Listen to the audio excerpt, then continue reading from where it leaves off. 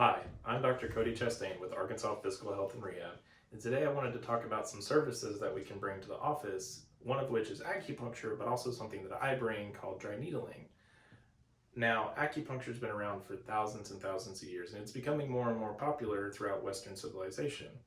But dry needling is starting to get a little bit of a hold, starting to pick up a lot more physical therapy clinics, chiropractic clinics, a whole bunch of rehab facilities are starting to utilize dry needling a little bit more.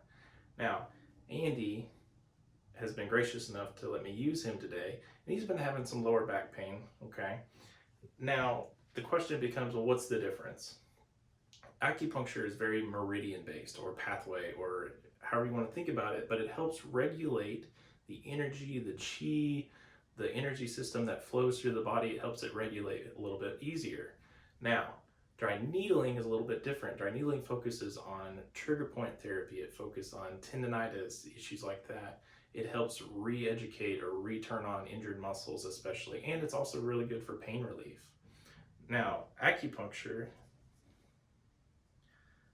for Andy's low back looks something a little bit like this. Okay, we might put a needle in, and we don't go very far, and we do this for several meridians, again, the pathway points,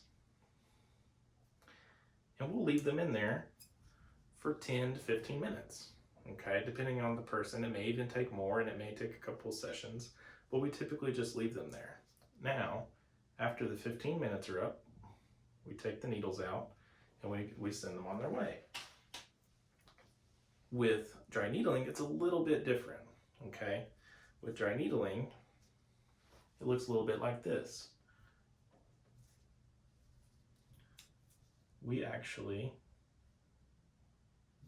put the needles in a little bit deeper than with acupuncture because we're trying to reach that deep and injured tissues. Okay. Now, not only are we trying to reach that deeper tissues, but if we're trying to help with pain, we can also hook up needles to electrical stimulation, just like you would at home with the TENS unit, or if you've come into our office, we've used the ASTIM and ICE a couple of times. It's very similar to that, and it helps out tremendously. Now, one of the big defining differences is we don't leave them there for 10 to 15 minutes. Once we get the desired results, we actually go ahead and take the needles out. Okay? Now, one thing that we can always do to assess for acupuncture is we actually have a tool in the office that assesses the 12 points in the hands and the feet. It gives us a printout of everything that it found, and it kind of shows us acupuncture points that can help. And we can help in that regard. We can start small, try and figure out the root of the problem, and we can start with that. Now, if you or anybody else you know might have some kind of acupuncture problem, or maybe there's maybe they've been having headaches, and again, that gallbladder system wraps back and forth over the head, send them our way. We'd love to take care of them. Thanks.